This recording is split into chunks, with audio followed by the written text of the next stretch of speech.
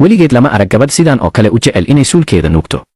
markii ay buugga kala furtay waxay aragtay sheeko ku saabsan wiil yar oo isna dabeecadan oo kale leh, balse masiirkiisu wuxuu noqday mid naxdin badan. gabadhii aad bay u naxday markii ay aragtay sawirka nin bahal ah oo maqas weyn wata, kaas oo doonaya inuu wiilka suulka ka jaro. arrinta ugu cabsida badanina waxay noqotay markii ay dareentay in bahalkii buugga ku sawirnaa uu iyada soo eegayo, taas oo keentay inay naxdin la gariirto. isla markiiba buuggii ayay isku dhufatay, suulkeediina way qarisay iyadoo gees u guratay.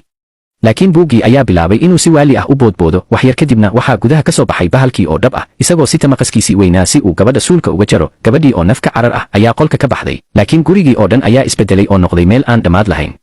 intii ay sii cararaysay ayay gees isku qarisay, waxaana nasiib wanaag gacanteeda soo galay irbad yar oo dhulka tiilay. markii uu bahalkii soo gaaray oo uu isku dayay inuu qabto, gabadhii waxay si geesinimo leh irbaddii uga mudday gacanta. xanuun dartiis bahalkii wuu qayliyey, maqaskiina dhulka ayuu ka dhacay, isagoo bilaabay inuu suulkiisa nuugo xanuunka awgiis. gabadhii ayaa fursaddaas ka faa'iidaysatay oo qabsatay maqaskii weynaa, iyadoo markan iyadu weerar ku ah bahalkii. bahalkii oo argagaxsan ayaa dib ugu cararay gudaha buugga si uu u badbaado, halkaas oo wiilkii yaraa uu ku maadaystay. gabadhiina sidaas ayay kaga adkaatay cabsideedii.